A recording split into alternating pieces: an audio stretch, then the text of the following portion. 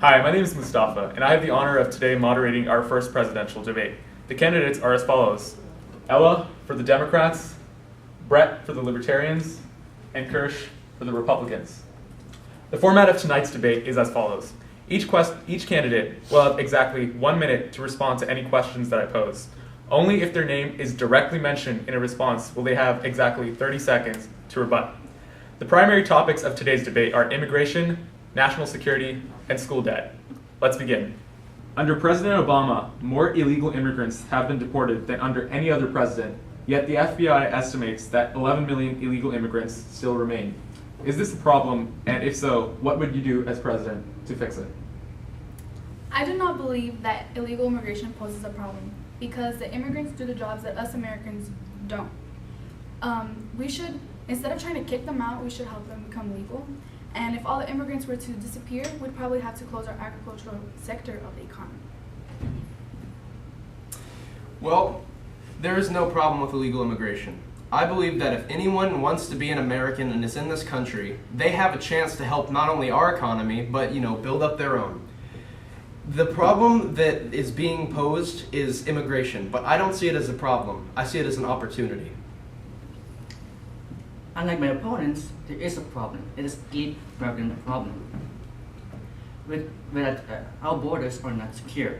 There's a long stretch of lines in which immigrants just come in, then they bring in crime and corruption, and they're not the best of what Mexico has to offer. There are people who come in and who believe in the American dream, and they're made look bad by illegal immigrants. With the passing of the DREAM Act, families have sent thousands of children north where they smuggled in with drug dealers and sex traffickers, where they're abused and hurt. This cannot go on. That's why we'll build a great wall. Huge. Okay. Next question. Nearly 2/3 of independent voters view ISIS as the single biggest threat to national security. What actions, if any, should the United States take to defeat ISIS and ensure that another terrorist threat does not arise from the Middle East? We should let our greatest allies, which are the Muslims, because they know a lot about, they're in the Muslim countries, so they know a lot about what's going on, and they can help us instead of like Kirsch, he doesn't want to work with Muslim countries because he thinks that they're terrorists, but not all of them are, because a lot of them could be really great help to us.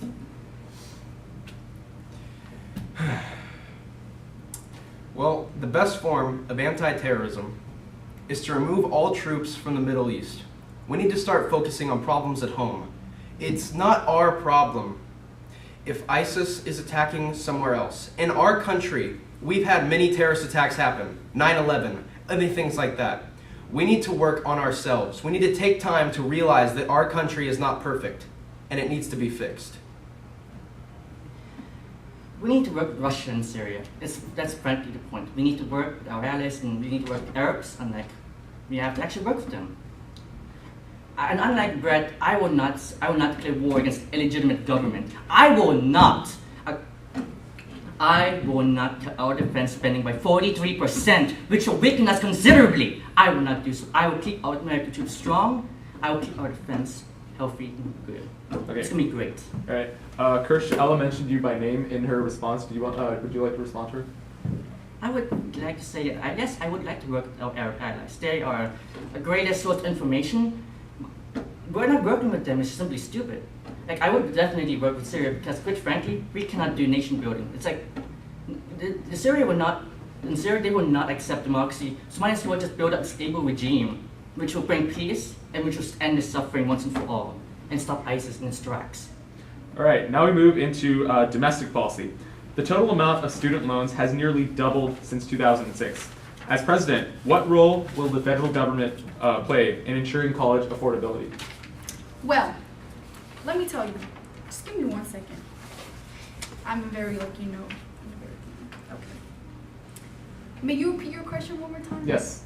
The total amount of student loans has nearly doubled since 2006. As president, what role will your administration play in making sure that college is affordable?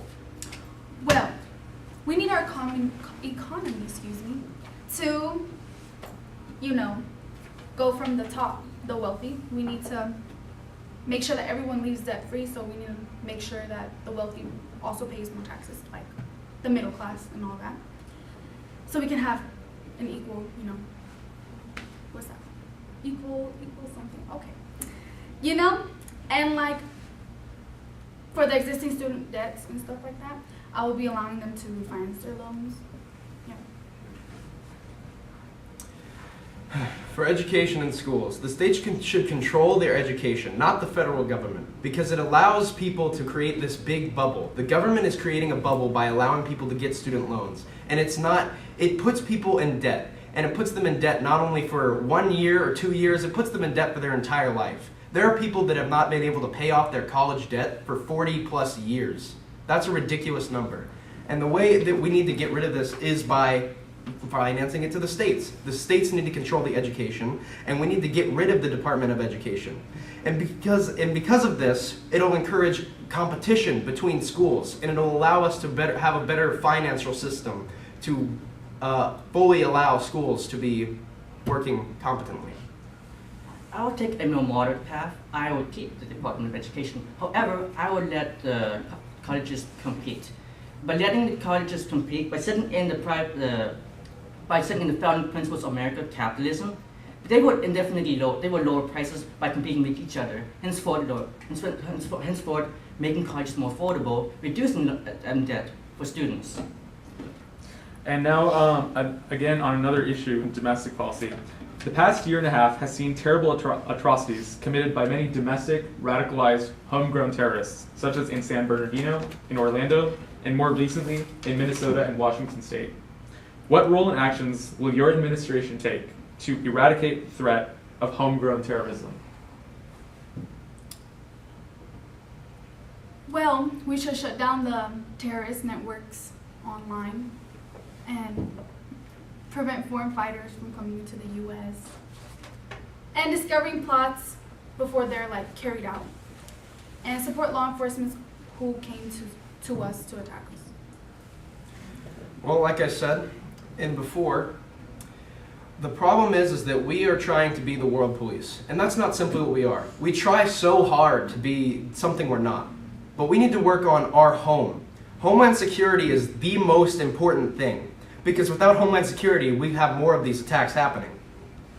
We believe that we should take the following precautions. We can support resistance to the draft, so not force people to be drafted in the Army. We can also eliminate nuclear weapons to bring more troops home and get people out, get our own troops out of other countries that they don't need to be in, so we can defend the United States. I would most of the time work most of the terrorism that attacks America are inspired by foreign influences. They must be removed. In order to keep America safe, we have to be a workplace, because like it or not, America with its large economies will have enemies who hate us no matter what we do, no matter how nice we will be. And thus, we have to do whatever it takes to defend our citizens, because it is the fundamental duty of the government to protect its people. And if it fails to do so, it doesn't deserve to exist. Okay.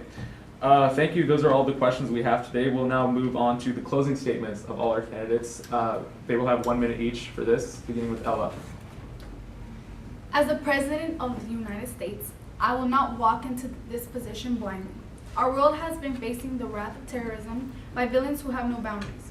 Unlike other parties, I have formulated a step-by-step plan to combat groups such as ISIS.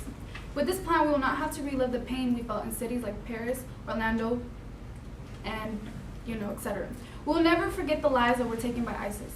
We will also never let them take another life again. In order to accomplish this, we will first take out ISIS's stronghold in Iraq and Syria. We will use a diplomatic strategy to resolve Syria's civil war and Iraq's sectarian conflict that contributed to the rise of ISIS. Then we will work with our allies to destroy global terrorist groups. The next step would be to strengthen our defenses within our nation. If I'm put into office, I'll put it this way. Our country will be ahead of its class, top of the class. Our Homeland Security, like I said, is the most important thing to me and to the Americans that live here. Homegrown terrorism is one of the worst problems ever. We have things like San Bernardino, a terrible terrorist attack, and it puts a damper on all of our hearts everywhere. And the problem is that we are trying to be the world police. And like I said, that's something we're just not. We need to stop trying to be something that we aren't and start trying to work on ourselves. When I become president, I will keep our country safe. Because quite frankly, freedom can exist without it. I will not destabilize the world. I will not allow the auction off world stability and leave it to either Russia or China, who are morally bankrupt. Thank you. All right. You've just watched the first presidential debate. Just as a reminder, the vice presidential debate will be held next week on likely October 6th or October 7th. Stay tuned for that.